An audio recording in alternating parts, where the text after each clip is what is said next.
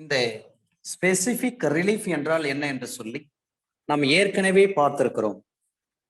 இருந்தாலும் அதை ஒரு வரி செய்திகளாக நாம் பார்த்துவிட்டு கடந்து செல்லலாம். அதில் இருக்கக்கூடிய விஷயங்கள் அவ்வளவு விஷயங்கள். எனவே அவற்றை நாம் தெரிந்து கொண்டு செல்வது மிக நன்றாக இருக்கும். அதிக நேரத்தை நாம் செலவு செய்ய வேண்டிய அவசியம் கிடையாது. இந்த ஸ்பெசிபிக் ரிலீஃப் குறித்த வகை நிவாரணம் என்பது குறித்த வகை நிவாரணம் specific relief May in brief be explained as relief in specie. Specific relief na in brief be explained as relief in specie. இதுல 3 லீகல் மேக்சிம் இதுல பயன்படுத்தப்பட்டு வருகிறது. ஆனால் நமக்கு பயன்பாட்டில் 2 லீகல் மேக்சிம் மட்டும் முக்கியம். ஒன்று விஜிலன்டி பஸ், நான் போர்மென்டி பஸ், ஜூரா சப்வேனியன்ட். விஜிலன்டி பஸ், நான் போர்மென்டி பஸ், ஜூரா சப்வேனியன்ட். இதனுடைய அர்த்தம் equity only comes to the aid of the vigilant and not one who slips over his right. ஈக்விட்டியை பொறுத்தவரை தகைமை நெறி என்று தமிழில் சொல்வார்கள். அந்த தகைமை நெறி அதை பொறுத்தவரை ஜஸ்டின் பெர்சோனம், அவ்வளவுதான். ஜஸ்டின் ரெம் கிடையாது. ஜஸ்டின் பெர்சோனம் ஒரு நபரை பற்றி தான் இருக்கும். ஜஸ்டின் ரெம் என்று சொன்னால் ஒரு தீர்ப்பு, ஒரு காம்பிடன்ட் கோர்ட் ஒரு தீர்ப்பு வழங்குகிறது என்று சொன்னால் அந்த தீர்ப்பு உலகத்தில் உள்ள அத்தனை பேருக்கும் பொருந்தும், உலகத்தாருக்கு பொருந்தும். அதுதான் ஜஸ்டின் ரெம். ஆனால் ஈக்விட்டியை பொறுத்தவரை ஜஸ்டின் பெர்சோனம் ஒரு நபரை பொறுத்துதான் இயங்கும். இந்த விஜிலன்டி பஸ், நான் போர்மென்டி பஸ், ஜூரா சப்வீனியன்ட், இந்த லீகல் மேக்சிம், இந்த சட்ட மூதுரை, இதுல என்ன சொல்கிறான்னு சொன்னா, ஒருத்தருக்கு உரிமை இருக்குதுன்னு சொன்னா அந்த உரிமையை நீங்க தக்க வச்சுக்கணும். உரிமை இருக்கிறது என்ற காரணத்தின் அடிப்படையில் நீங்கள் அதன் மீது உறங்கிவிடக் கூடாது. என்னுடைய சொத்து தான், டாக்குமெண்ட் என் பேர்ல தான் இருக்கு, ரெவன்யூ ரெக்கார்ட்ஸ்ல எல்லாம் என்னுடைய நேம் தான் ஸ்டாண்ட் ஆயிருக்கு இருக்குது. அதற்காக அந்த சொத்தை அப்படியே வச்சுட்டு இருக்க கூடாது. எதிர்பார்த்து யாராவது அந்த சொத்துக்கு சம்மந்தம் இல்லாத ஒரு நபர் அந்த இடத்த ஆக்குபை பண்ணி அவர் குடியிருக்கிறாருன்னு சொன்னா, இப்ப பிரைவேட் செக்டார்னா குறைந்தது 12 வருஷங்கள் அவர் குடியிருந்தாருன்னு சொன்னா அப்ப அந்த சொத்து அவருக்கு ஆட்டோமேட்டிக்கா அட்வர்ஸ் பொசஷன்ல போயிடும்.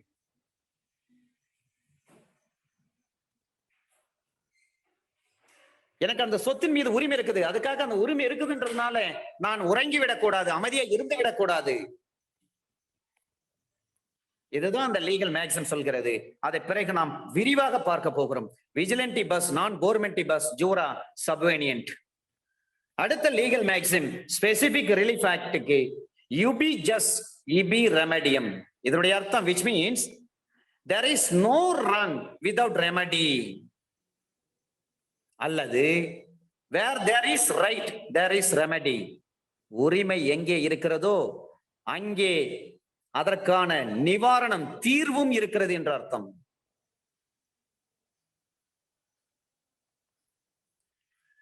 ஸ்பெசிபிக் ரிலீஃப் ஆக்ட் பழைய ஆக்ட் இருக்கு 1877. அது ஒரு எக்ஸாஸ்டிவ் ஆக்ட் கிடையாது.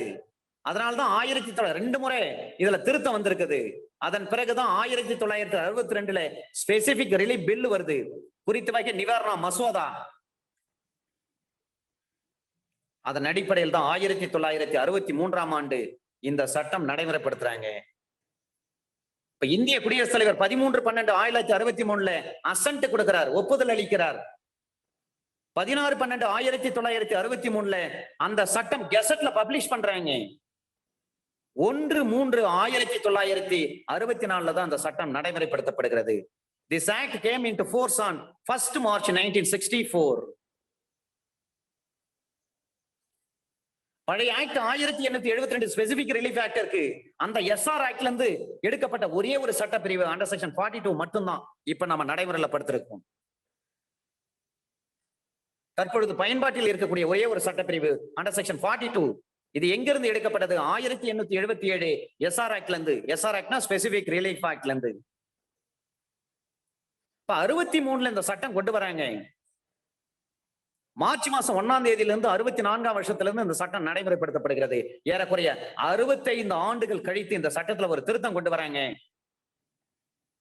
ஸ்பெசிபிக் ரிலீஃப் ஆக்ட்ல வந்து திருத்தம் கொண்டு வருவதற்கு அமைக்கப்பட்ட கமிட்டி லா கமிஷன் தனது 9வது ரிப்போர்ட்டை சப்மிட் பண்றாங்க. அதை பேஸ் பண்ணி தான் 1963 ஸ்பெசிபிக் ரிலீஃப் ஆக்ட் வந்தது. அது law commission of India it's 9th report அந்த ரெக்கமெண்டேஷன் கொடுக்குறாங்க. அதை பேஸ் பண்ணி தான் ஸ்பெசிபிக் ரிலீஃப் ஆக்ட் 1963 வந்ததுங்க. ஆனா ஏறக்குறைய 65 ஆண்டு காலம் கழித்து ஸ்பெசிபிக் ரிலீஃப் ஆக்ட்ல ஒரு எக்ஸ்பர்ட் கமிட்டி வாஸ் ஃபார்ம்டு. யார்? By ministry of law and justice of government of India. இந்திய அரசாங்கத்தினுடைய சட்டம் மற்றும் நீதித்துறை அமைச்சகத்தின் மூலமாக ஒரு எக்ஸ்பர்ட் கமிட்டி அமைத்து, அந்த கமிட்டி எப்பொழுதுன்னு பாத்தீங்கன்னா 26/5/2016 அந்த கமிட்டி தன்னுடைய ஆய்வு அறிக்கையை ரிப்போர்ட்டை கொடுக்குறாங்க. ரெக்கமெண்டேஷன் எப்ப சப்மிட் பண்றாங்க? ரிப்போர்ட்டை சப்மிட் பண்ணது 1/8/2018. அப்ப 1/8/2018 சப்மிட் பண்ண உடனே அன்றைக்கே குடியரசுத் தலைவர் அதற்கு அசென்ட் கொடுக்கிறார், ஒப்புதல் அளிக்கிறார். ஒப்புதல் அளித்த அன்றைய தினமே கெசட்ல பப்ளிஷ் பண்ணிட்டாங்க. இந்த அமெண்ட்மெண்ட் எப்பொழுதிலிருந்து நடைமுறைப்படுத்தப்பட்டு வருகிறது? 1 அக்டோபர் 2018 இருந்து 1/10/2018 இருந்து ஸ்பெசிபிக் ரிலீஃப் ஆக்ட்ல ஒரு அமெண்ட்மெண்ட் வந்திருக்கு. அந்த அமெண்ட்மெண்ட் தான் கடைசி வரையும் செல்லும். நீங்க சேலம் 8 வழி சாலைக்கு எவ்வளவுதான் நீங்க முயற்சி பண்ணாலும் சரி, கடைசியா நீதிமன்றம் கொடுப்பது தடை தான் தருவாங்க. ஏன்னா ஒரு தேசத்தினுடைய கட்டமைப்பு, உள்நாட்டு கட்டமைப்பு, இன்ஃப்ராஸ்ட்ரக்சர் டெவலப்மெண்ட் வேணும், இண்டஸ்ட்ரீஸ் டெவலப்மெண்ட் வேணும், நாட்டினுடைய பொருளாதாரம் தொழில் வளர்ச்சி ஏற்பட வேண்டும். அதற்காக பெரிய பெரிய சாலைகள்லாம் செட் பண்ணிடுவாங்க. அது அரசாங்கத்தினுடைய பாலிசி. ஸ்பெசிபிக் ரிலீஃப் ஆக்ட்ல கொண்டு வந்திருக்காங்க அமெண்ட்மெண்ட். அதுதான் நீங்க என்னதான் போராட்டம் பண்ணாலும் எது பண்ணாலும் சரி, கடைசியா சுப்ரீம் கோர்ட் என்ன சொல்லுவாங்க? அதுக்கு தடை தான் சொல்லுவாங்க. அந்த திட்டத்தை செயல்படுத்த தான் சொல்லுவாங்க கடைசியில. அந்த அமெண்ட்மெண்ட் தான் 1 அக்டோபர் 2018 ஸ்பெசிபிக் ரிலீஃப் ஆக்ட்ல கொண்டு வந்திருக்காங்க. அப்ப நிலத்தை கையகப்படுத்துறாங்கன்னா என்ன பண்ணுவாங்க? ஒரு ரீசனபிளா இருக்கக்கூடிய டொமைன் பண்றாங்க. இப்ப ரீசனபிளா இருக்கக்கூடிய மார்க்கெட் வேல்யூ எவ்வளவோ அந்த பணத்தை தான் வந்து விவசாயிகளுக்கு கொடுக்க முடியும். ரோடு போடுறதுக்கு நிலத்தை கையகப்படுத்துறாங்கன்னு சொன்னா அதுக்கு மார்க்கெட் வேல்யூ என்ன? அந்த வேல்யூ கொடுத்துருவாங்க. அது இப்ப நகாய் ஒரு கொண்டு வராங்க. நகாய் என்று சொன்னால் NHAI, national highways authority of India, இந்திய தேசிய நெடுஞ்சாலை ஆணையம். நகாய் அந்த national highways authority of India என்ன பண்றாங்க? ரோடு போடுறதுக்கு அதுக்கு முன்னாடி எல்லாம் பாத்தீங்கன்னா நிறைய கேசஸ் வந்து கோர்ட்ல பெண்டிங் இருக்கும். ஆனா இப்ப அப்படி கிடையாது. ஒரு 8 வழி சாலை, 4 வழி சாலை, 6 வழி சாலை ரோடு செட் பண்ணிடுறாங்கன்னு சொன்னா, யார் யார் நிலங்கள், வீடுகள் இடிக்கப்படுகிறதோ, பில்டிங் இடிக்கப்படுகிறதோ, நிலங்கள் கையகப்படுத்தப்படுகிறதோ அவர்களுக்கு உடனடியாக நிவாரணம். இதுக்குன்னு ஸ்பெஷலா ஒரு DRO அப்பாயிண்ட் பண்ணியிருக்காங்க.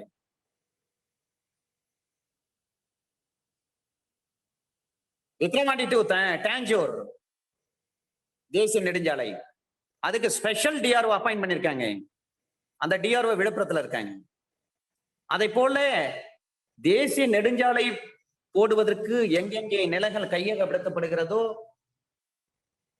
அந்த விவசாயிகள், அந்த நிலத்தினுடைய ஓனர்கள், பில்டிங் ஓனர்ஸ், அவங்க எல்லாம் என்ன பண்ணுவாங்கன்னா அவங்களுக்கு நிவாரணம் கொடுக்கணும்னு சொன்னா அதுக்குன்னு ஸ்பெஷல் ஆபீசர் அப்பாயிண்ட் பண்ணிருக்காங்க.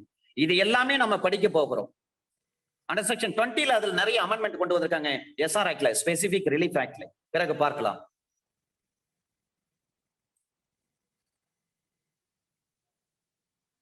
இந்த ஆக்ட பாக்குறேன்னு சொன்னா இந்த ஸ்பெசிபிக் ரிலீஃப் ஆக்ட் எப்படி இருக்கணும், ஒரு பிளீடிங்ஸ் எப்படி இருக்கணும், பிளீடிங்ஸ் பத்தி சொல்றாங்க. ஆர்டர் 6 ரூல் 3ல சொல்றாங்க. அதே போல ஸ்பெசிபிக் ரிலீஃப் ஆக்ட் சொன்ன அப்பெண்டிக்ஸ் A ஃபார்ம் 47 படி தான் இருக்கணும். இதுல நிறைய ஆக்ட் உள்ள வரும். ட்ரஸ்ட் ஆக்ட் உள்ள வரும். Indian contract act under section 73 and 74 உள்ள வரும். காம்பன்சேஷன் கொடுக்குறேன் இல்லைங்களா? டிரான்ஸ்பர் ஆஃப் ப்ராப்பர்ட்டி ஆக்ட் உள்ள வருது. ரெஜிஸ்ட்ரேஷன் ஆக்ட் உள்ள வருது.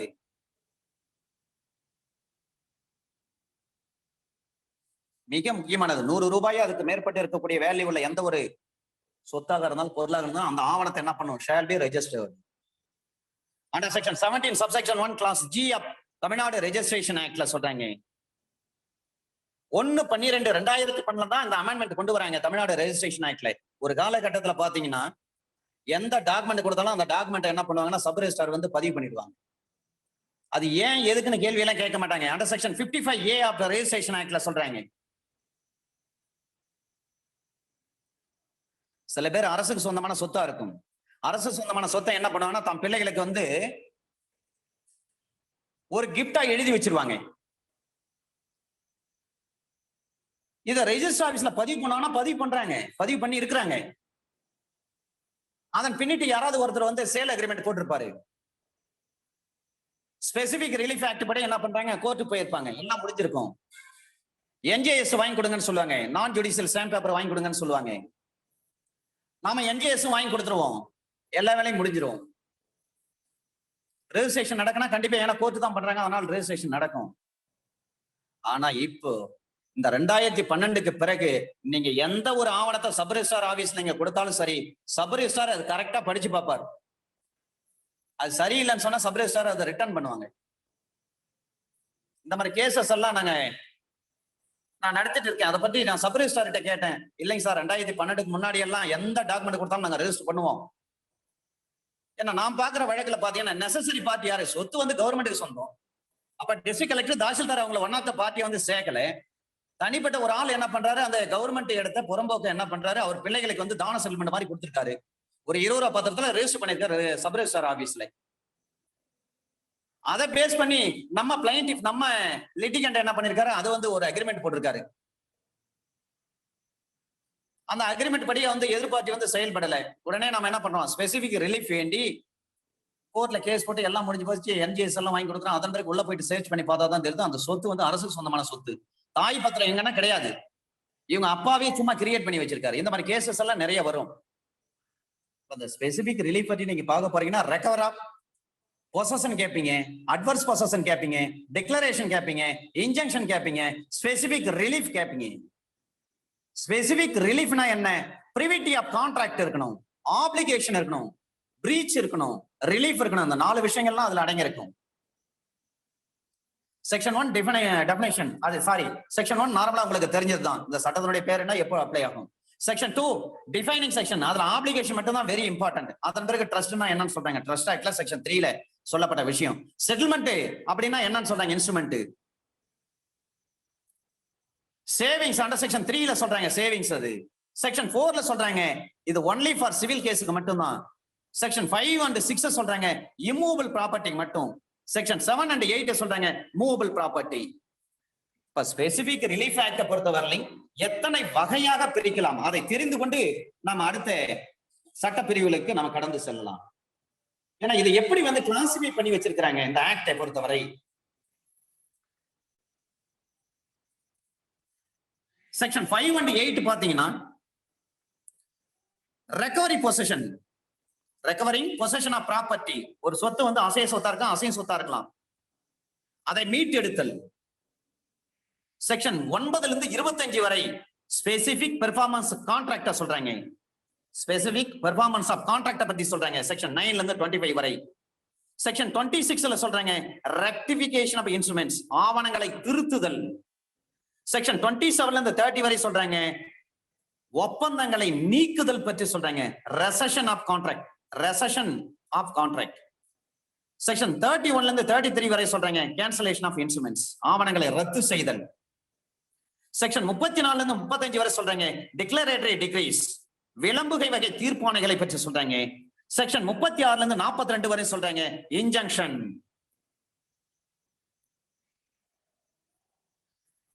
நாம் நம்முடைய வசதிக்காக 7 வகையாக இவற்றை நாம் பிரித்து வைத்திருக்கிறோம். செக்ஷன் 4 படி நீங்க வந்து கிரிமினல் கேஸ் போட முடியுமா, ஒரு டிஃபாமேஷன்னா வேணா கேட்கலாமே தவிர மற்ற எதுக்கும் கேட்க முடியாது. ஒரு நபர் திருட போறேன்னு சொல்றாரு, அதுக்காக ஒரு திருட்டை தடுக்க வேண்டும் சொல்லிட்டு நீங்க சிவில் கோர்ட்ல போயிட்டு ஒரு இன்ஜங்ஷன் வாங்க முடியுமா, முடியாது. அதுவே ஒரு நபர் மீது அவதூறு செய்தி பரப்ப போறேன்னு சொல்றாங்கன்னா அப்ப நம்ம என்ன பண்ண முடியும், இன்ஜங்ஷன் வாங்கலாம். அப்ப எங்கே கிரிமினல் கோர்ட்டுக்கு ஒரு கிரிமினல் ஆக்ஷன் இருக்குன்னு சொன்னா அதை எப்பொழுது நம்ம செயல்படுத்த முடியுன்றதுக்கு இந்த 2 எடுத்துக்காட்டு தான். நான் பலமுறை சொல்லியிருக்கிறேன், ஒரு சட்டத்தை புரிந்து கொள்ள வேண்டும் என்று சொன்னால் அது எடுத்துக்காட்டின் மூலமாகத்தான் புரிந்து கொள்ள முடியும்.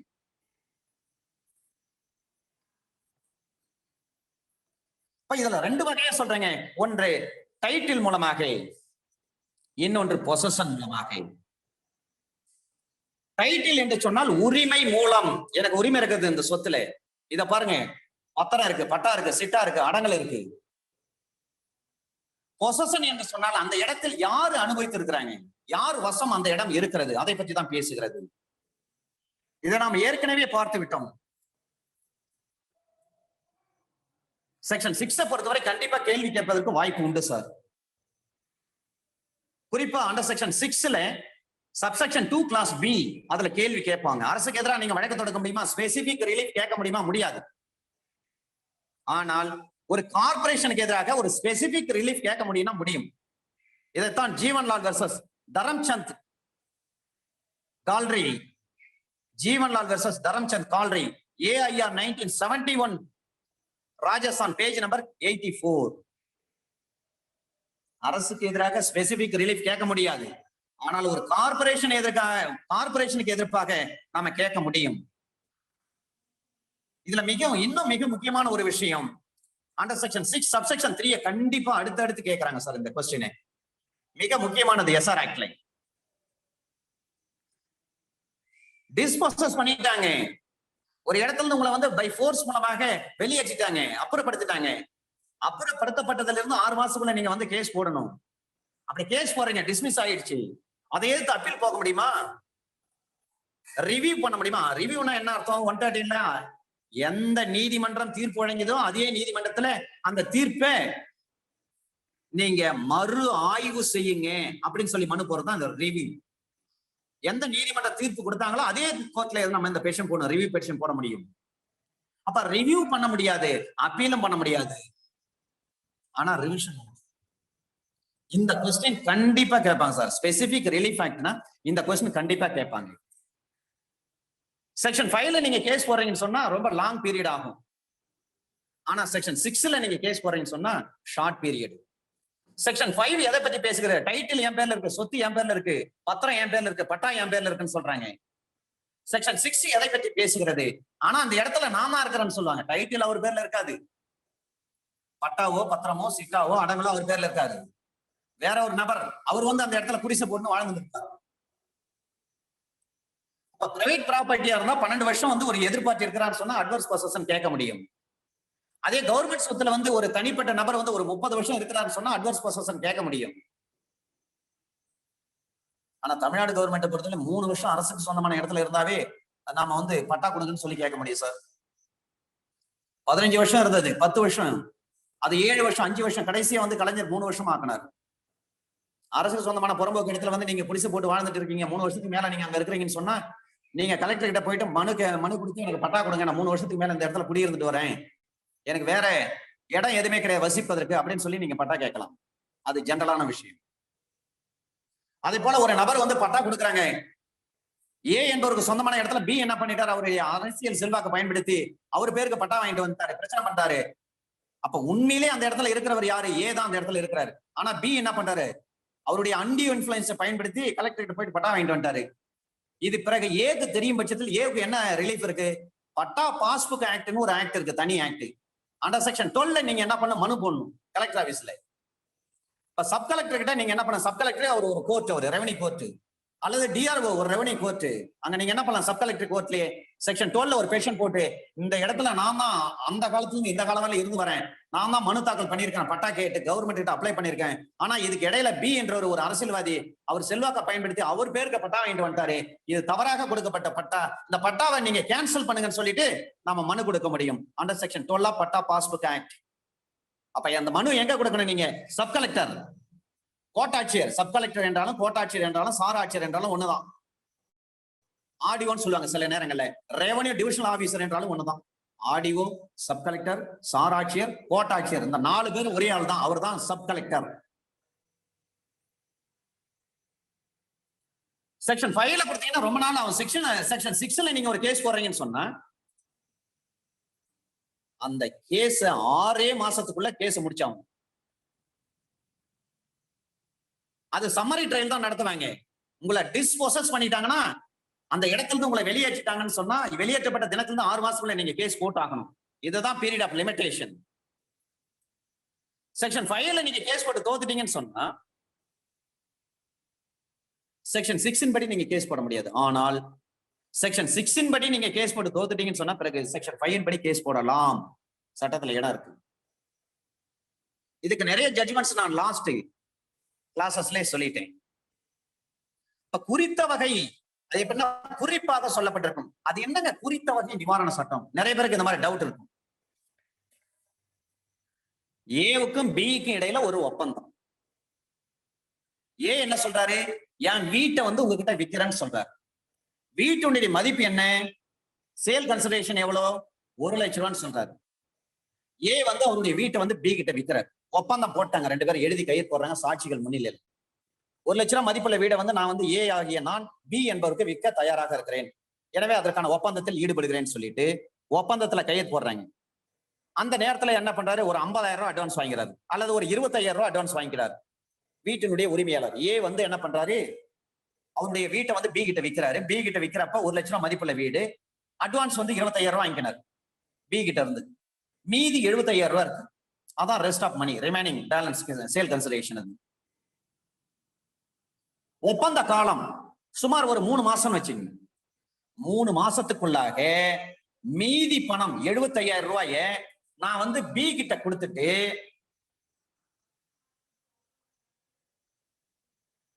ஏதான் என்ன பண்றாரு? பி கிட்ட வாங்குறாரு.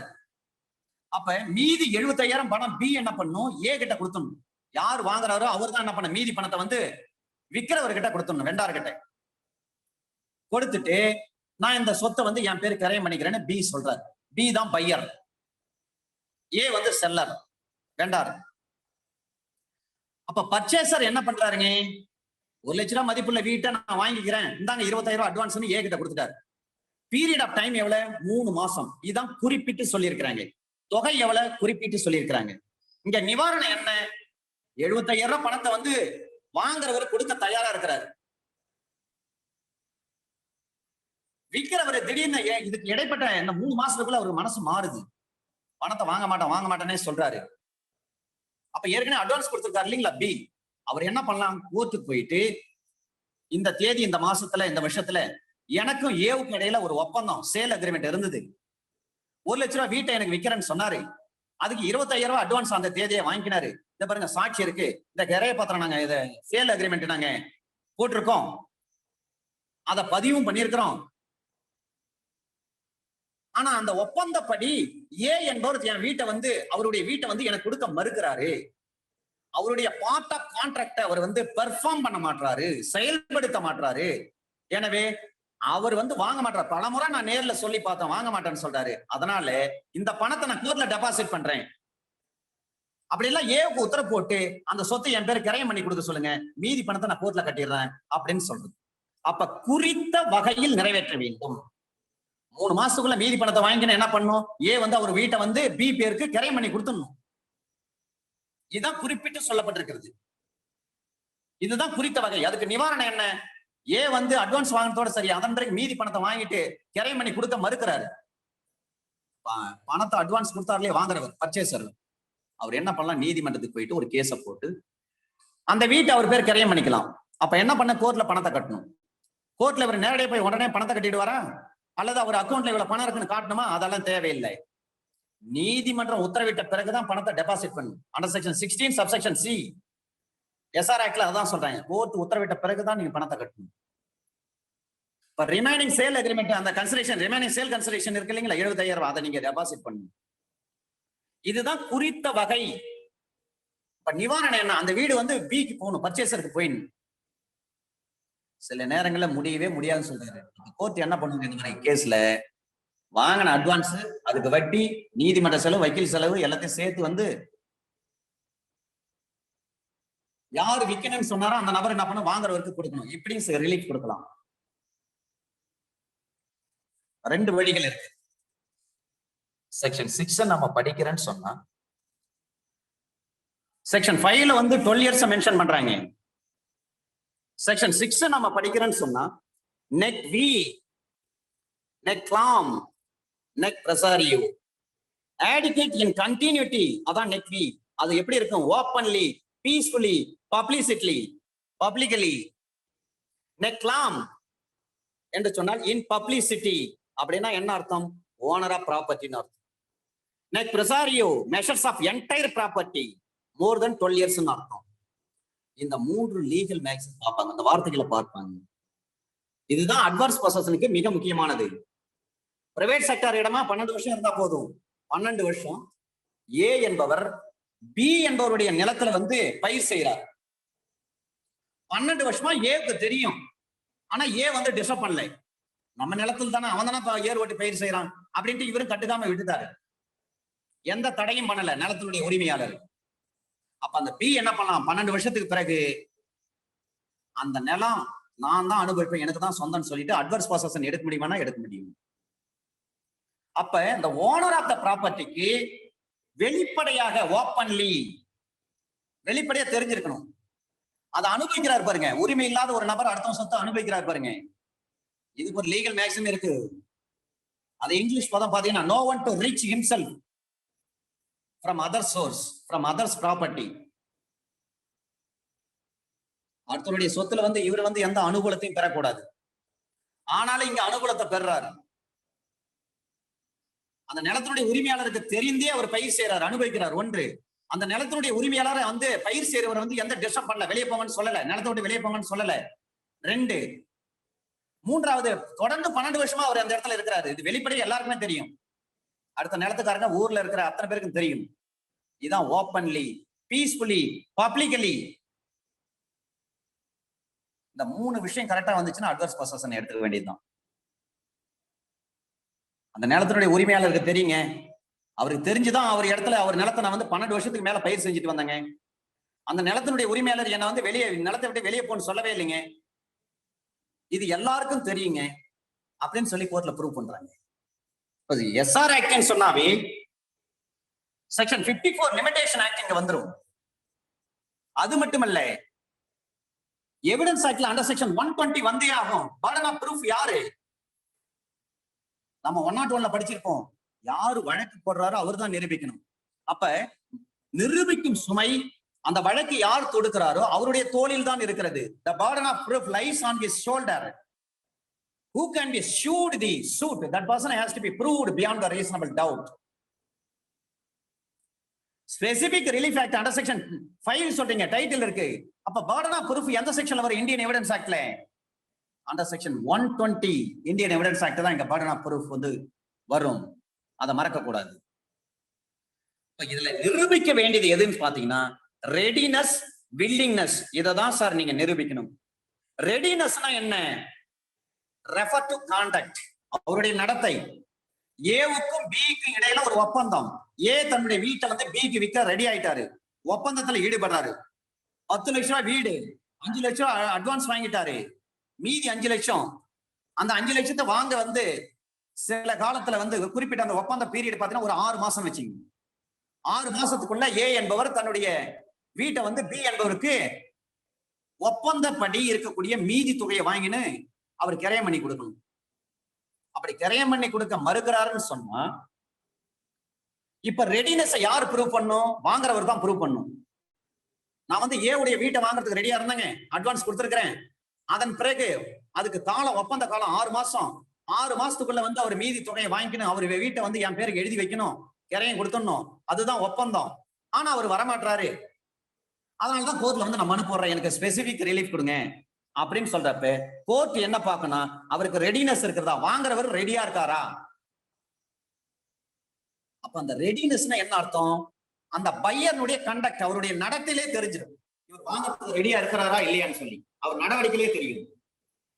இதுதான் in refer to conduct readiness. இப்ப willingnessனா என்ன?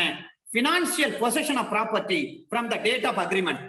ஒப்பந்தம் என்னைக்கு போட்டாங்களோ அந்த தேதியிலிருந்து இவர்கிட்ட பணம் இருக்குதுன்னு அர்த்தம். வாங்குறவர்கிட்ட பணம் ரெடியா இருக்குது, அவர் எப்ப வேணாலும் கொடுக்க தயாரா இருக்கிறார். அதுக்குதான் ரெடினஸ், வில்லிங்னஸ் பொறுத்தவரை has been என்ற வார்த்தையை பயன்படுத்துவாங்க, and still என்ற வார்த்தையும் பயன்படுத்துவாங்க. அப்ப plaintiff எப்படி இருக்கணும்? He has been ready and still. He has been ready and still. இதுதான் அவருடைய readiness. எப்போ? From the date of entering into the sale agreement. அந்த கிரைய உடன்படிக்கை பொழுது அந்த தேதியிலிருந்தே வந்து வாங்குறவர் தயாரா தான் இருந்தாரு அப்படின்னு சொல்லி நிரூபிக்கணும். அவர்கிட்ட பணமும் இருந்தது அப்படின்னு நிரூபிக்கணும். பினான்சியல் கெப்பாசிட்டியை தான் பார்ப்பாங்க. இது எல்லாம் ஒரு பேஸ். இந்த பேஸ் பார்த்துட்டு நாம அடுத்த நிலைக்கு செல்லலாம். அப்ப இந்த ஆக்ட் வந்து 1963 ஸ்பெசிபிக் ரிலீஃப் ஆக்டை பொறுத்தவரை அது எக்ஸாஸ்டிவ் தான். ஹங்கர்ஃபோர்டு ஹோட்டல் லிமிடெட் அந்த வழக்குல ஏற்கனவே சொல்லிட்டேன். இந்த ஆக்ட் வந்து ஒரு முழுமையான ஆக்ட். இதுல ஒவ்வொரு செக்ஷனும் நாம பார்த்துடலாம். நான் இதுல மிக முக்கியமான கேஸ் லாஸ் எல்லாம் ஏற்கனவே சொல்லிட்டேன். இருந்தாலும் ஒரு glands. Mere efflux of time fixed in the sale agreement cannot be construed as amounting to time being essence of the contract. V. Radhakrishnan versus K. Mani, 2012, volume 4, MLJ, page number 228. Section 9க்கான ஒரு முக்கியமான வழக்கு oral contract போடலாம் sir. Section 9ல வந்து transfer of property ஆக்ட்ல தெளிவா சொல்லியிருக்காங்க oral agreement. The oral contract is also enforceable. K. Nanjappa versus R.A. Hamid. K. Nanjappa versus R.A. Hamid.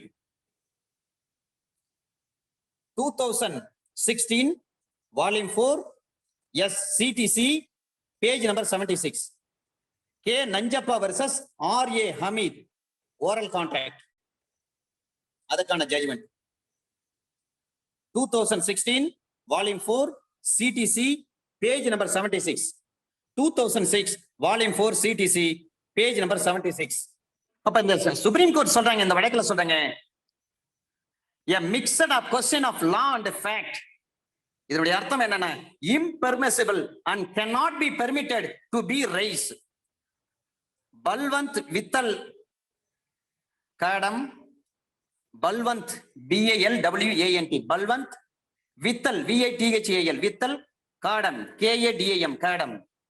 Balwant Vithal காடம் versus Sunil பாபுராய், Sunil பாபுராய் காடம். இந்த வழக்குல தான் சொல்றாங்க இது வந்து mixed question of law and ஃபேக்ட்னு சொல்றாங்க. Balwant Vithal காடம் versus Sunil பாபுராய் காடம். AIR 2018 Supreme Court, page number 49.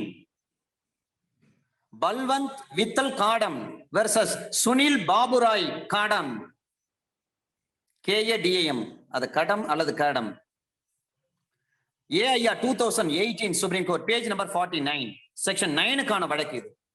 அது மட்டுமல்ல, ரொம்ப முக்கியமான வழக்கு இது. துர்கா பிரசாத் versus தீப் சந்த் வழக்குல சொல்லியிருக்காங்க. இது 1954 சுப்ரீம் கோர்ட் சொன்ன வழக்கு, பேஜ் நம்பர் 74. அதே விஷயத்தை இப்போ நந்திமிந்தி சூரிய நாராயணமூர்த்தி, நடிமிந்தி சூரிய நாராயணமூர்த்தி வெர்சஸ் கொத்துர்த்தி கிருஷ்ணா, நடிமிந்தி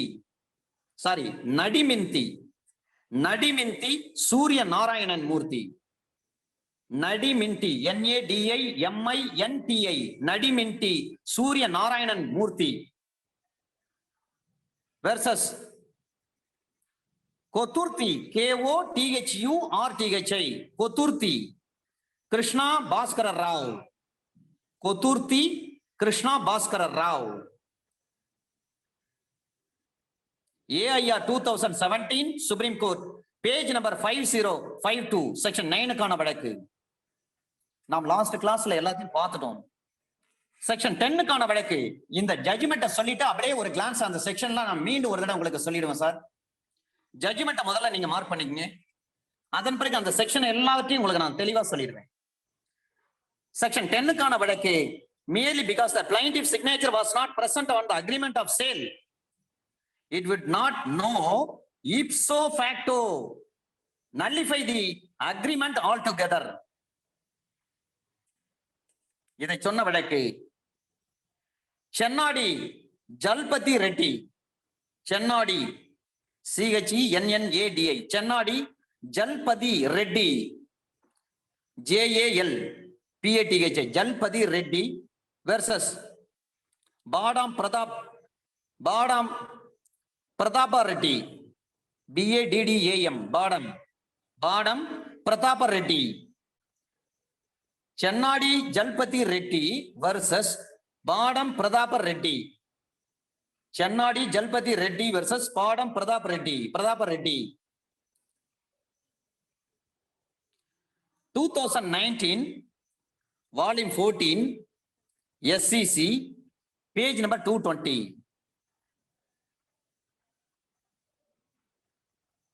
சென்னாடி ஜல்பதி ரெட்டி versus பாடம் பிரதாப Reddy 2019 volume 14 SCC page number 220.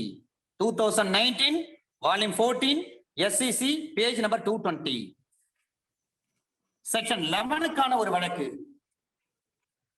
ஏன்னா அந்த ட்ரஸ்ட் பற்றி இதெல்லாம் வரும்.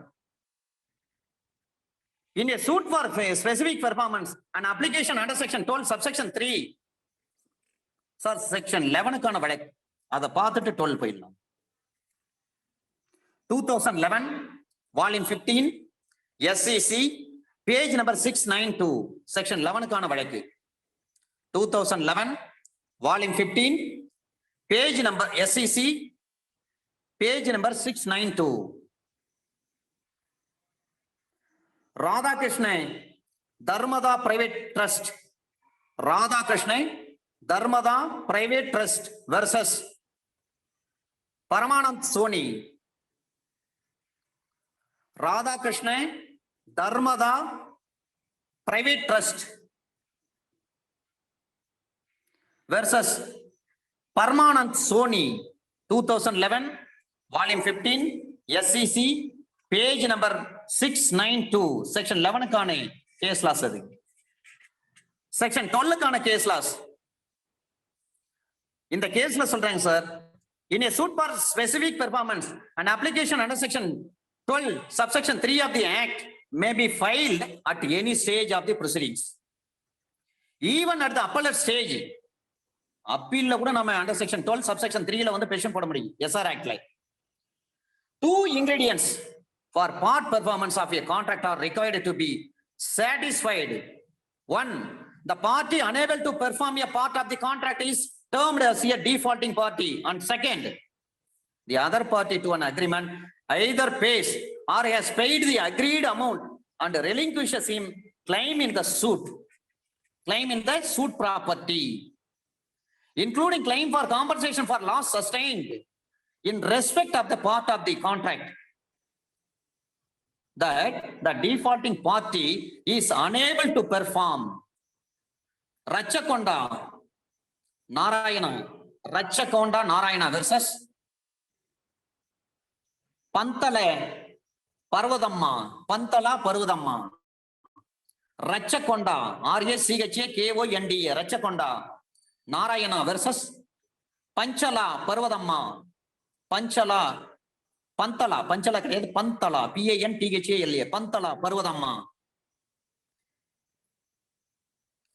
AIR 2001 Supreme Court page number 3353. AIR 2001 Supreme Court page number 3353. Rachakonda Narayana versus Pantala Parvadamma. AIR 2001 Supreme Court page number 3351. Sorry, 3353. இதே 12க்கு வெரி இம்பார்ட்டன்ட் செக்ஷன். ஏன்னா partition act எல்லாம் வருது இதுல. ட்ரஸ்ட பார்த்தோம், இப்ப பார்ட்டிஷனை பாக்குறோம். இந்த கேஸ் லாஸ்ல அதுதான் சொல்றாங்க. Section 4 of the partition act தான் சொல்றாங்க. Kammana Sambamurthy, Kammana KAMMANA Kammana Sambamurthy versus Kalipanthapu versus Kalipatnapu Achuthamma. Kammana Sambandhamurthy versus Kalipandanu Achanamma Achuthamma. கலிபாண்டனப்பு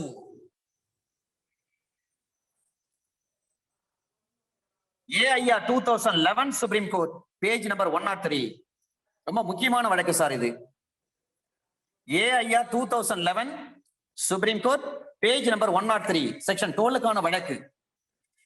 அது மட்டும் இல்லை, 12க்கு இப்ப லேட்டஸ்டான ஒரு ஜட்ஜ்மெண்ட் ஒண்ணு வந்திருக்கு. 2017 2018 ஒரு ஜட்ஜ்மெண்ட் ஒண்ணு வந்திருக்கு செக்ஷன் 12க்கு. 2018 volume 1 CTC page number 701.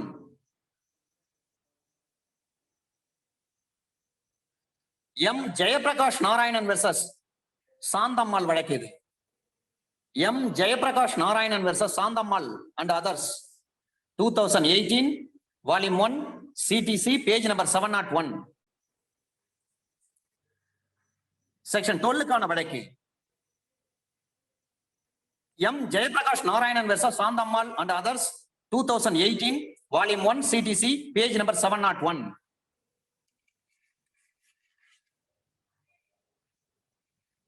Section 13க்கான வெரி இம்பார்ட்டன்ட் ஜட்ஜ்மெண்ட். ஏன்னா ப்ராப்பர்ட்டி ஆக்ட பத்தி, டிரான்ஸ்ஃபர் ஆஃப் ப்ராப்பர்ட்டி ஆக்ட பத்தி இதுல சொல்றாங்க.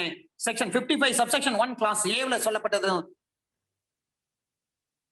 Section 13 subsection 1 clause C SR ஆக்ட்ல என்ன விஷயங்கள் சொல்லப்பட்டிருக்காங்க? Compel the vendor to discharge the encumbrance. அதை பத்தி சொன்ன வழக்கு இது. மிக முக்கியமான வழக்கு செக்ஷன் 13க்கு. N Suresh versus the Indian bank micro arm branches. N Suresh versus the Indian bank micro arm branch 2013 volume 3 MLJ page number 885 885.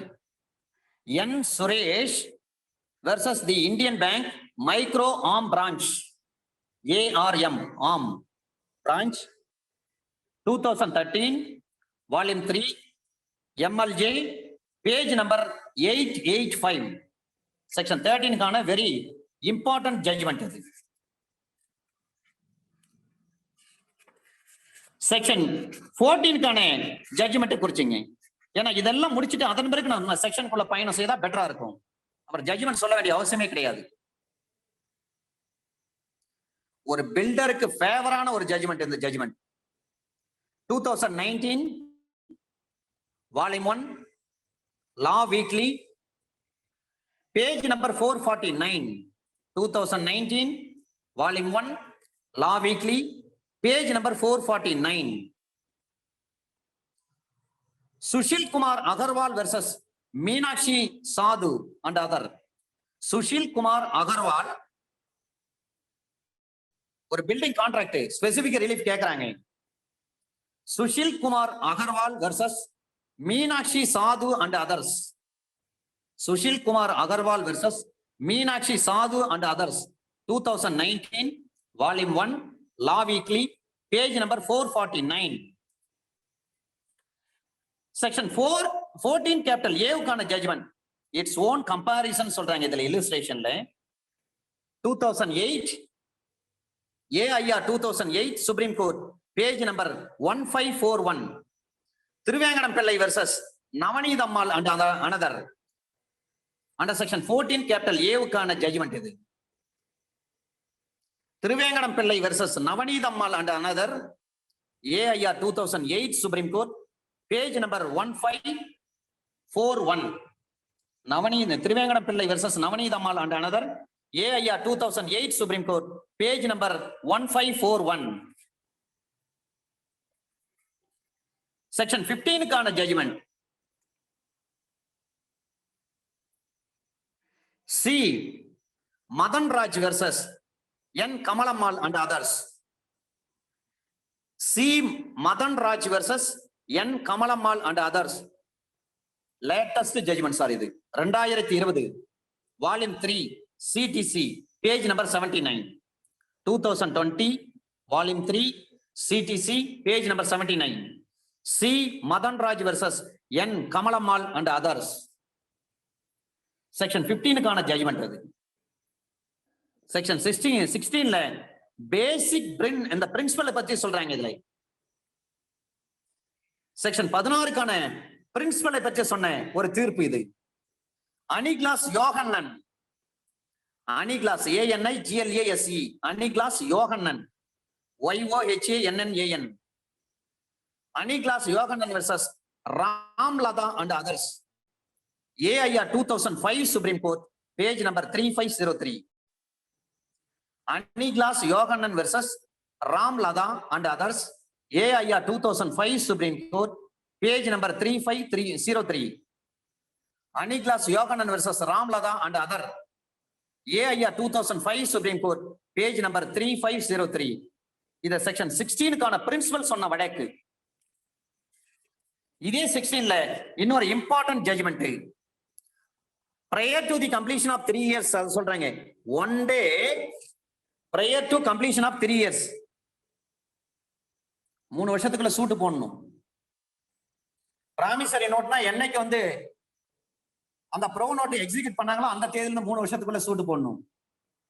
Specific ரிலீஃபை பொறுத்த வரலையும் அந்த சேல் அக்ரிமெண்ட்ல ஒரு டைம் ஸ்டிபுலேட்டட் பீரியட் இருக்கு பாருங்க. 3 மாதத்திற்குள், 6 மாதத்திற்குள், 10 மாதத்திற்குள், 1 வருஷத்துக்குள்னு அந்த பீரியட் முடிஞ்ச தேதியிலிருந்து 3 வருஷத்துக்குள்ள கேஸ் பண்ணணும். இதுவே பிராமிசரி நோட்டை 3 வருஷத்துக்குள்ள from the date of execution, என்னைக்கு கைது போடுறாங்களோ அதுல இருந்து 3 வருஷம் சொல்றோம். ஆனா அதுல ஒரு விதிவிலக்கும் இருக்கிறது, ஒரு எக்ஸப்ஷன் விஷயமா இருக்கு. சில நேரங்கள்ல 3 வருஷத்துக்குள்ள சூட்டு போடல. இதுக்கு இடையில பணம் வாங்குறவர் என்ன பண்றாரு, கொஞ்சோண்டு அசல் கொஞ்சோண்டு வட்டி கொடுக்குறாரு. அந்த ப்ரோ நோட் பின்னாடி வந்து என்டாஸ்மெண்ட் போட்டிருக்காங்க. அப்ப என்டாஸ்மெண்ட் போட்டிருக்காங்கன்னா அந்த என்டாஸ்மெண்ட் எந்த தேதியில போட்டிருக்காங்களோ அதுல இருந்து 3 வருஷம் ஸ்டார்ட் ஆயிடும். இதான் லிமிடேஷன் பிராமிசரி நோட். அதை போலவே section 54 limitation act, article 54 limitation ஆக்ட்ல ஃபர்ஸ்ட் லிம்ப், செகண்ட் லிம்ப் ரெண்டு விஷயம் சொல்றாங்க. ஃபர்ஸ்ட் லிம்ப் என்ன, சேல் அக்ரிமெண்ட்ல அந்த ஸ்டிபுலேட்டட் பீரியட் குறிப்பிட்டு இருந்தா அந்த பீரியட் முடிஞ்சதுல இருந்து 3 வருஷத்துக்குள்ள சூட்ட போடணும். சரிங்க, அந்த பீரியட் 3 மாசத்துக்குள்ள மீதி பணத்தை கட்டிட்டு நான் உங்க இடத்த வந்து கிரையம் பண்ணிக்கிறேன்னு சொல்லியிருக்காரு. அந்த 3 மாசத்துக்குள்ள சூட்டு போட முடியுமானா தாராளமா அதுலயும் போடலாம், அதுக்கு தடையே கிடையாது. ப்ரோ நோட்டுக்கும் சேல் அக்ரிமெண்ட்டுக்கும் உள்ள வித்தியாசத்தை நம்ம முதல்ல தெரிஞ்சுக்கணும். இந்த வழக்குல சொல்றாங்க 2000 AIR 2010 Madras, page number 454 NOC. இதே கேஸ் CDCல ரிப்போர்ட் ஆயிருக்கு. 2009 volume 4 CTC, page number 842. 2009 volume 4 CTC, page number 842, 842. இந்த கேஸ்ல name Shanthi Kavarbai and others versus Sushila and other. Shanthi Kavarbai, Shanthi Kavarbai and others versus Sushila and others, 2009 volume 4 CTC, page number 842. Shanthi Kavarbai and others versus Sushila and others, 2009 volume 4 CTC, page number 842. அது மட்டும் இல்ல, இந்த 16ல நிறைய விஷயங்கள் கொடுத்திருக்காங்க sir. ஏகப்பட்ட ஜட்ஜ்மெண்ட் இருக்கு, சுமார் ஒரு 50 ஜட்ஜ்மெண்ட்டுக்கு மேல. இன்னொரு ஜட்ஜ்மெண்ட் ரொம்ப இன்ட்ரெஸ்டிங் ஆனது, வெரி ஸ்டாண்டர்ட் அத்தாரிட்டி இது. இதையும் நீங்கள் குறித்து கொள்ள வேண்டும். செக்ஷன் 16க்கு who fails to aver and prove has been substituted with who fails to prove and expression must aver. அப்ப must prove என்றதை பற்றி சொன்ன தீர்ப்பு இது.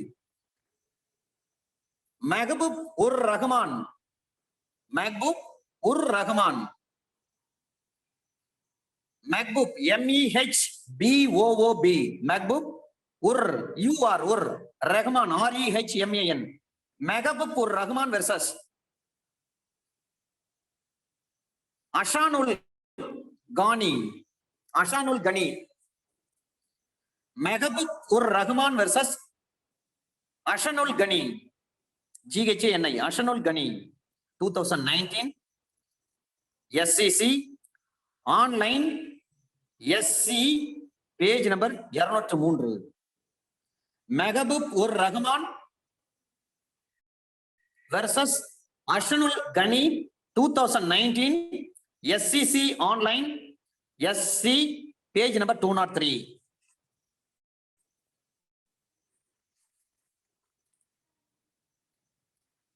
இன்னும் ஒரு ஜட்ஜ்மெண்ட் அந்த 16க்கு இது மிக முக்கியமான இதுவும் ஜட்ஜ்மெண்ட் 2020 லேட்டஸ்டா வந்த தீர்ப்பு இது. Charanjit Singh Atmaram versus Charanjit Singh. Atmaram ATMA Atmaram versus Charanjit Singh 2020 volume 2 law weekly page number 777 section 16க்கான இப்ப லேட்டஸ்ட் ஜட்ஜ்மெண்ட் இது. ரொம்ப இன்ட்ரெஸ்டிங்கான கேஸ் இது. Atmaram versus Charanjit Singh. Charan CHARAN Charanjit Singh 2020 volume 2 law weekly page number 777 section 17ல நிறைய கேஸ் போடுவீங்க நீங்க. அதே மாதிரி 27ல நிறைய கேஸ் போடுவீங்க. 30, 33 நிறைய கேஸ் போடுவீங்க. 42 கேஸ் போடுவீங்க. செக்ஷன் 17க்கான ஒரு ஜட்ஜ்மெண்ட் சார் இது. 2015 வால்யூம் 5 SCC பேஜ் நம்பர் 355.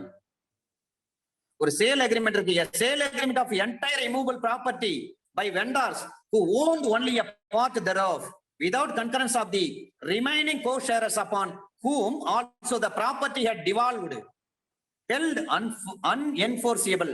இதை நடைமுறைப்படுத்தவே முடியாது. பெமடா Prabhakar and others versus Young Men's Association.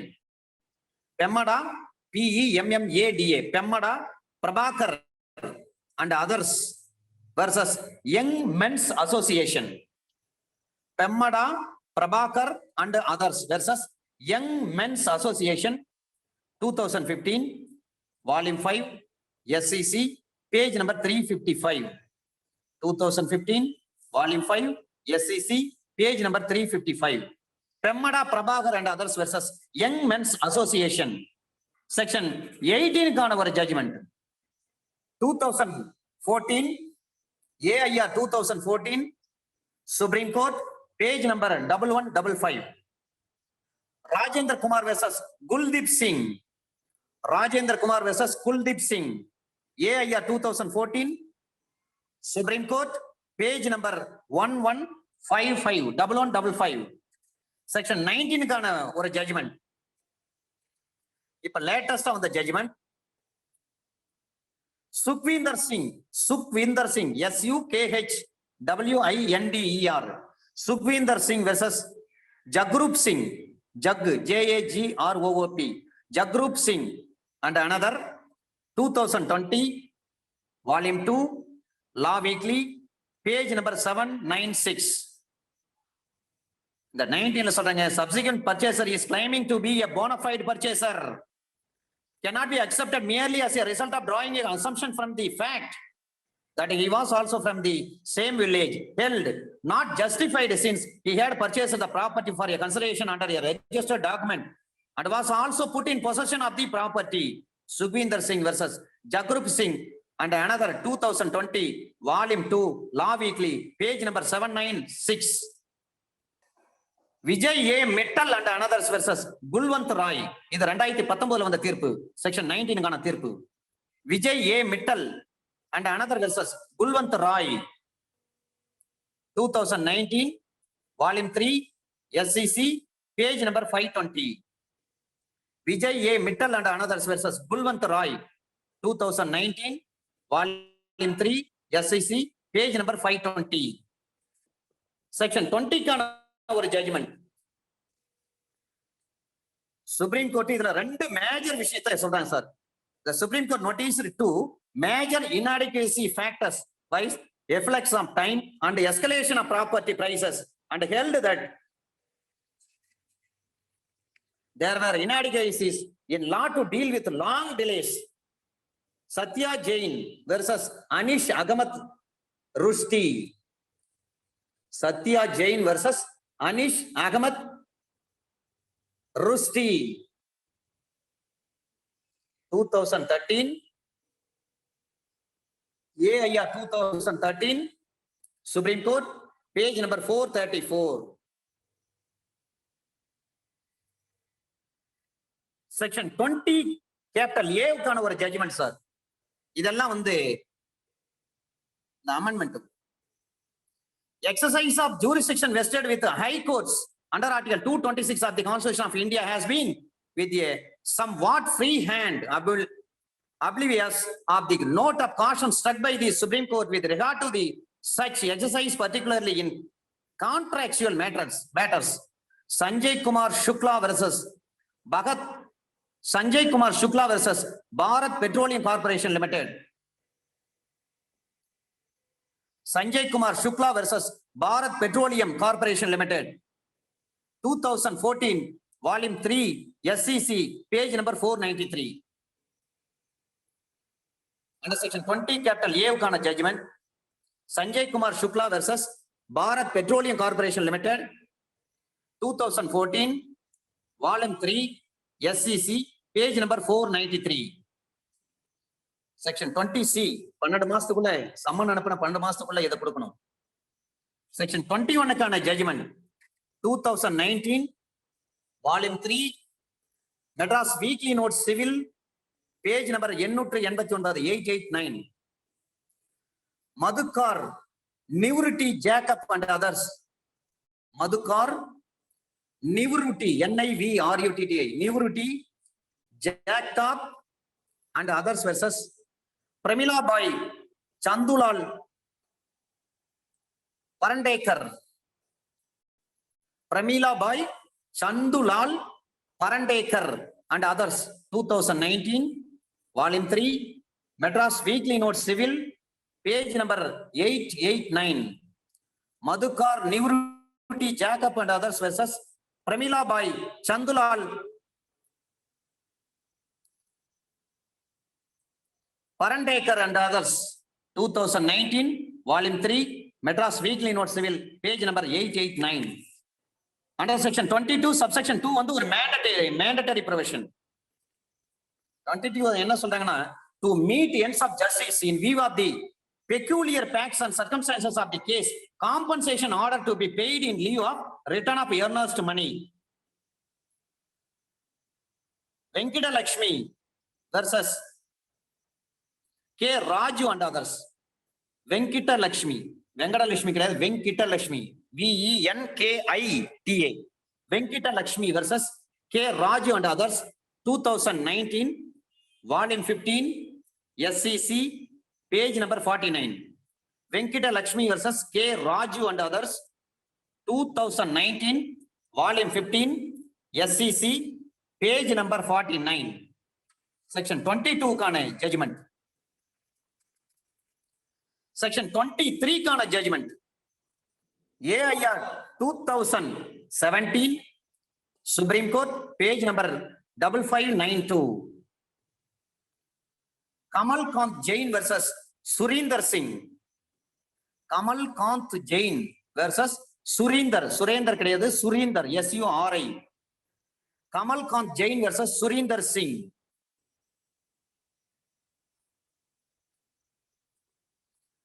AIR 2017, Supreme Court, page number 5592.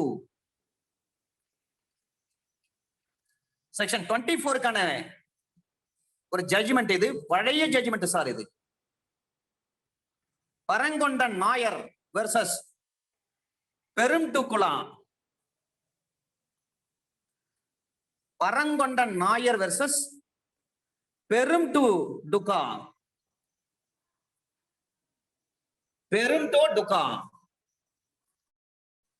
பரங்கொண்டன் Nair versus Perumduduka. 1904, 1904, 27 ILR, Indian Law Report, ILR, Madras, page number 380, section 24 க்கான judgment. பரங்கொண்டன் Nair versus பெரும்டுடுகா, 1904, 27 ILR, within bracket Madras, page number 380. Section 25 க்கான ஒரு judgement.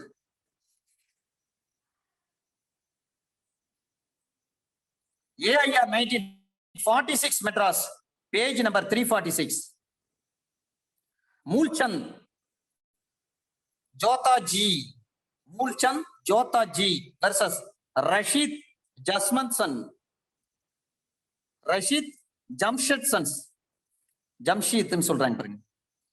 Moolchand Jodhaji versus Rasheed Jamshed sons, Jamsheed sons and company, AIR 1946 Madras, page number 346.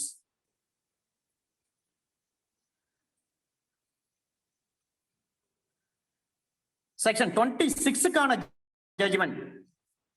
இன்றைக்கு இந்த judgement எல்லாம் நீங்க குறிச்சுக்கிட்டீங்கன்னா அடுத்த கிளாஸ்ல எல்லா செக்ஷனும் ஒரு கிளான்ஸ் உங்களுக்கு நான் சொல்லிடுவேன், உங்களுக்கு ஈஸியா இருக்கும். 2013 AIR 2013 Supreme court, page number 2028. Joseph John Peter Sandy versus Veronica Thomas Rajkumar. Joseph John Peter Sandy, Joseph John Peter Sandy versus Veronica Thomas Rajkumar and another, AIR 2013 Supreme Court, page number 2028. Joseph John Peter Sandy versus Veronica Thomas Rajkumar and another, AIR 2013 Supreme Court, page number 2028. 20 under section 27 கான judgment. AIR 2017 Supreme Court, page number 5052. Nadiminti Surya Narayanan Murthy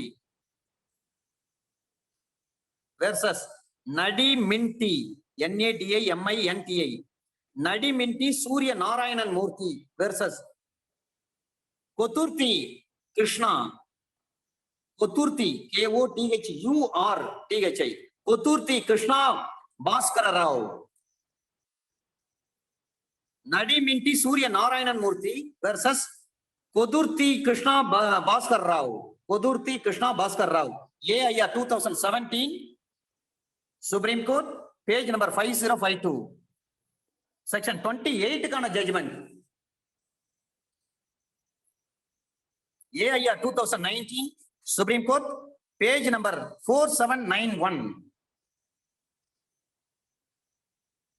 Ravi Setia versus Madan Lal, Ravi Setia versus Madan Lal, AIR 2019 Supreme Court, page number 4791. Section 29 kana judgment. Umabai and another versus Neelkant Tandiba Chavan, Umabai and another versus Neelkant Tandiba Chavan, Umabai and another versus Neelkant Tandiba Chavan. 2005 volume 4 CTC, page number 55. Umabai and another versus Neelkant Tandiba Chavan, 2015 volume 4 CTC, page number 55. Section 30 கான judgment இது. AIR 1939 Madras, page number 106. Bhatti Parole Hanumanta Rao versus Bhatti Parole, BHATTIPROLE, Bhatti Parole Hanumanta Rao, HANUMANTH, Hanumanta Rao versus Kondrakata Sitharamaya and others. Kondrakata, KONTRA, Kondrakata, KOTA, Kondrakata Sitharamaya and others. Kondrakota Sitharamaya and others, AIR 1939 Madras, page number 106.